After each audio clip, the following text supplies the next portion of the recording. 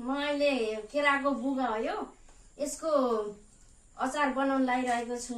यो केराको बुगाको यसलाई पुरै फालेर यसको भरि फ्याँक्ने, यो बाहिरको सारो भरि यस्तै गरेर फ्याँकिदिने यसलाई। अनि यसलाई यस्तै गरेर यसलाई राख्ने, यसलाई यस्तै गरेर। हेलो, केराको बुगा।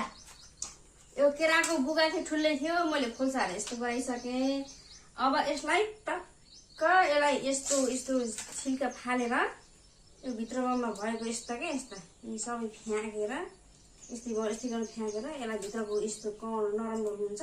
यसलाई फेरि मसिनरी काटेर बफाएर यिनीसँग आज अचार बनाउँदैछु। हजुरहरूले बनाउन सुरुवात गरेको छु, अन्तिम के अरे यो अचार मोल्दासम्म हेरिराखिदिनुलाई हजुरहरूले। यी साथी मैले फोकेँ, केराको बुगा फोकेर यस्तो गराइसकेँ।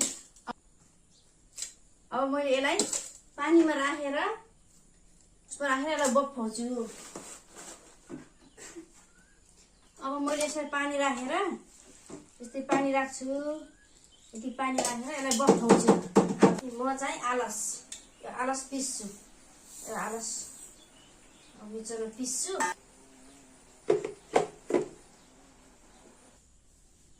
अब यसलाई यस्तै छाने, मैले यस्तो गरेर पुरै छाने, यस्तै गरेर तारेँ। अब यसलाई तार्छु।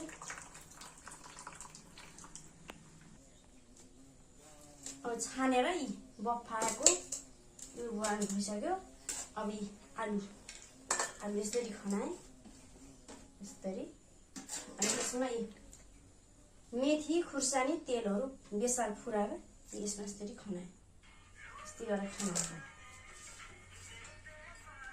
अनि यसमा आलसको धुलो, अघि हजुरलाई देखाएको थियो नि, आलस त्यही पिसेर आलसको धुलो यसमा राखिदिएँ। अब यसमा नुन पनि राखिदिएँ। अनि यसमा अब अमिलो गराउनु पर्यो अचारलाई त। अमिलो गरेर आँप टिपेर आँपलाई छिलेर आँप पिसेर त्यो आँपको राखिदिएँ। अनि सबै राखिदिएँ होइन। अब यस्तै रडी सबै राखेँ। अब यसरी मोल्दिएँ,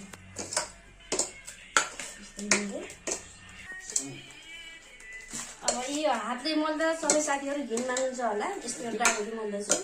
अनि सब चिज राखेर यो केराको बुगाबाट धेरै फाइदा हुने रहेछ साथी हो। मुटुको, फोक्साको अनि पेटहरूको यसले यो खाएपछि धेरै रोगहरू हराउने रहेछ।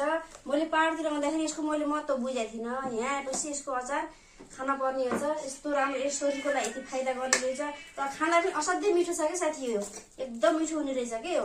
त्यसैले अब हजुरहरूले यो केराको बुगा चाहिँ नफाल्नु होला, नोक्सान नगर्नु होला।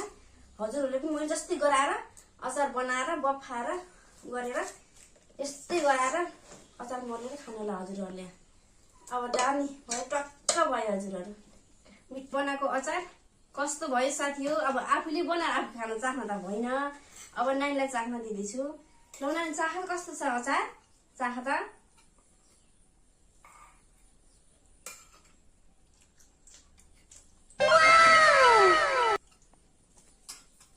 मैले चाखेँ, कस्तो रहेछ साथी हो। मिठो छ, भेरी गुड साथी हो।